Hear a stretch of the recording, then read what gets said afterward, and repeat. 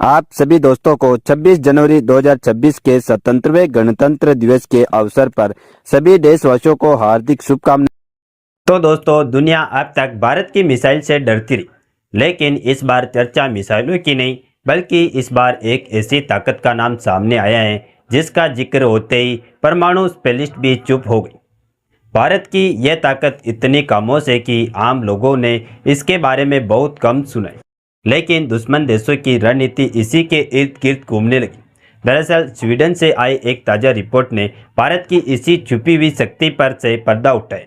Report सामने आते ही दुनिया भर में हलचल तेज हो गई, क्योंकि भारत के विरोधी देशों में बेचैनी साफ नजर आने लगी। वजह सिर्फ इतनी नहीं कि भारत के पास हथियार है, वजह यह है कि भारत के हथियारों के पीछे अब किस तरह की तकनीकी काम कर रही। यहाँ पर हम बात कर रहे हैं मिसाइल की, क्योंकि भारत के पास मिसाइल कितनी है। जब इसका खुलासा स्वीडन की एक रिपोर्ट में हुआ तो इसने दुनिया भर में हलचल मचा दी। अक्सर लोग मिसाइल और फिसाइल को एक ही समझ लेते, लेकिन सच्चाई यह है कि दोनों में जमीन आसमान का फर्क है। अब सवाल ये उठता है कि आखिरकार मिसाइल है क्या जो इसने दुनिया भर में हलचल मचा दी। तो दोस्तों, बहुत बड़ी डेवलपमेंट निकल कर सामने आ रही है, तो इस वीडियो में पूरा समझते हैं। नमस्कार दोस्तों, मैं राधेश्याम और आप देख रहे हैं KSR न्यूज़ 24। चलिए सबसे पहले ये बात करते हैं कि आखिरकार मिसाइल और फिसाइल में अंतर क्या। तो इसके लिए मैं आपको बता दूं कि मिसाइल सिर्फ एक माध्यम होती है, असली ताकत उस चीज़ में होती है जो मिसाइल के अंदर होती है। यानी फिसाइल मटेरियल यही वह शक्ति है जो किसी परमाणु हथियार को जान देती है। फिसाइल शब्द शायद आपने कम सुना हो, लेकिन यह परमाणु दुनिया का सबसे खतरनाक शब्द है। फिसाइल मटेरियल के बिना कोई भी परमाणु हथियार संभव नहीं है। परमाणु विज्ञान में फिसाइल का मतलब होता है ऐसा पदार्थ जो न्यूट्रॉन से टकराकर टूटे और अपार ऊर्जा पैदा करे। इसी प्रक्रिया से जन्म लेते हैं परमाणु तत्व। अब आते हैं उस रिपोर्ट पर जिसने सबका ध्यान भारत की ओर खींच लिया। स्वीडन की मशहूर संस्था सिपरी की वार्षिक रिपोर्ट के मुताबिक भारत लगातार दूसरे साल पाकिस्तान से आगे निकल चुका।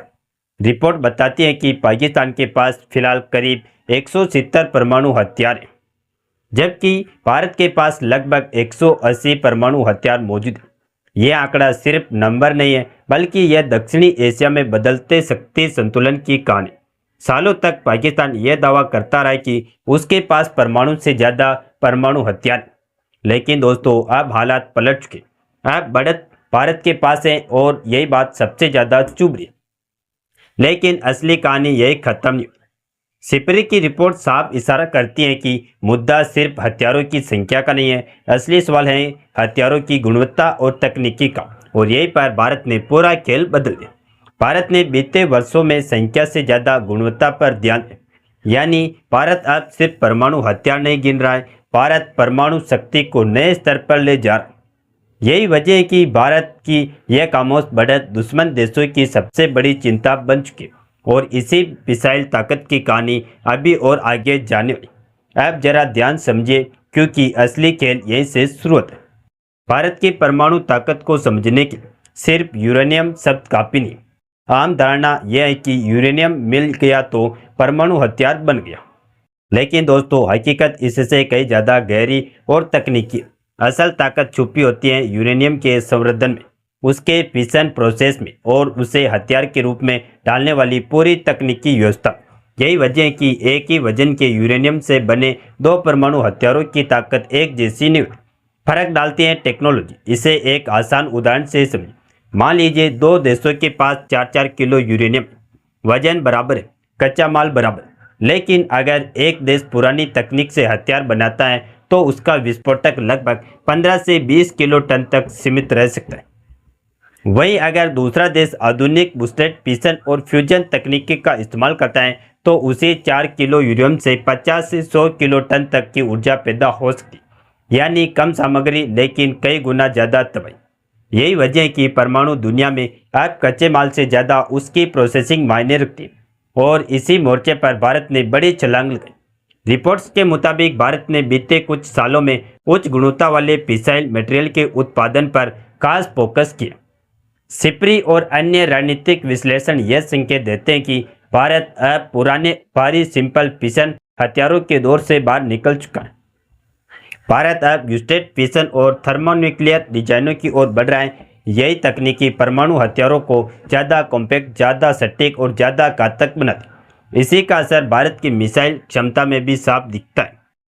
अग्नि 5 जैसी मिसाइलों में फिट होने वाले नए वॉर हेड पहले के मुकाबले कई ज़्यादा एडवांस माने जाते। इन वॉर हेड्स में कम फिसाइल मटेरियल से ज़्यादा ऊर्जा निकालने की क्षमता है, यानी रेंज भी ज़्यादा, सटीकता भी ज़्यादा और असर भी कई गुना ज़्यादा। यही वजह है कि अब तुलना सिर्फ भारत और पाकिस्तान तक सीमित नहीं रह गई। डिफेंस एक्सपर्ट के मुताबिक भारत की परमाणु तकनीकी अब धीरे धीरे चीन के लेवल को छूने की ओर बढ़ रही है और यही बात वैश्विक ताकतों को भारत को नए नजरिए से देखने पर मजबूर करे।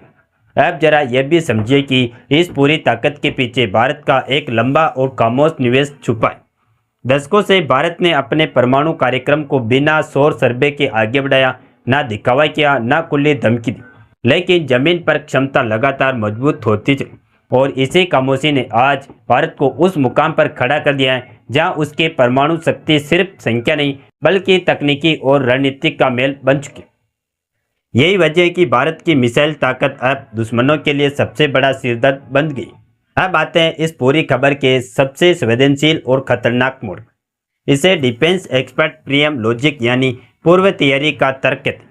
पूर्व भारतीय अधिकारियों और रणनीतिक संकेतों से यह साफ झलकता है कि भारत अब सिर्फ प्रक्रिया देने की स्थिति में नहीं रहना चाहता है। अगर किसी दुश्मन देश की ओर से परमाणु हमले का ठोस संकेत मिलता है तो भारत चुप बैठने वाला नहीं, खास तौर पर जब बात टैक्टिकल न्यूक्लियर वेपन की तो हालात और गंभीर हो। संकेत ये बताते हैं कि ऐसे संकट में भारत पहले झटका खाने का इंतजार नहीं, यानी सोच साफ है कि खतरे को दरवाजे पर आने से पहले ही खत्म किया। यहीं पर परमाणु नीति की सबसे महीन रेखा धुंधली हो जाती है। एक तरफ कागज पर भारत की नो फर्स्ट यूज नीति है, दूसरी तरफ जमीनी हकीकत और राष्ट्रीय सुरक्षा की मजबूरी। संकट की घड़ी में यह तय करना मुश्किल हो जाता है कि पहला हमला कौन सा माना जाए और आत्मरक्षा क्या करें। यही वजह है कि दक्षिणी एशिया में परमाणु संतुलन अब सिर्फ हथियारों पर नहीं बल्कि फैसले लेने के समय पर टिका है। भारत की इस ताकत के पीछे कुछ बेहद अहम ठिकाने। मैसूर के पास स्थित रतौली RMP संयंत्र को भारत की मिसाइल क्षमता की रीढ़ माना जाता है। यह हजारों सेंट्रीफ्यूज मशीनें लगातार यूरेनियम को संवर्धित करने में लगी रहती हैं। यही वह जगह है जहां भारत की खामोश ताकत अकाल। इसके अलावा कर्नाटक के चित्रदुर्ग में बन रहा विशाल परमाणु परिसर भविष्य की तस्वीर बदलने वाला माना जाता है। रणनीतिक जानकारों के अनुसार यह परिसर भारत को परमाणु उत्पादन के मामले में चीन के करीब ले जाने की क्षमता रखता है, यानी आने वाले वर्षों में भारत की स्थिति और मजबूत होने वाली। साल 2026 की शुरुआत के साथ ही भारत ने अपनी रणनीतिक तैयारी का संकेत भी दे दी।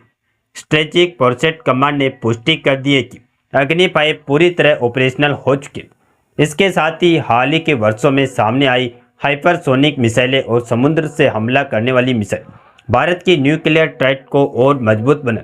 अग्नि 5 का MIRV परीक्षण यह दिखाता है कि अब एक मिसाइल से कई लक्ष्यों को निशाना बनाया जा सकता है। बाकी आप लोग कमेंट बॉक्स के माध्यम से भारत की इस परमाणु उपलब्धता पर भारत के तमाम साइंटिस्ट को बधाई जरूर दें, जो कि लगातार अपना योगदान देकर भारत को नई बुलंदियां दिला रहे। और इस वीडियो को लाइक करके अपने मित्रों तक शेयर जरूर करें ताकि उन्हें भी जानकारी मिल सके। इसी तरह और भी नॉलेजेबल वीडियो देखने के लिए हमारे चैनल KSR न्यूज को सब्सक्राइब करके बेल आइकन को ऑल पर जरूर सेलेक्ट करें। जय श्री राम, जय जय भारत।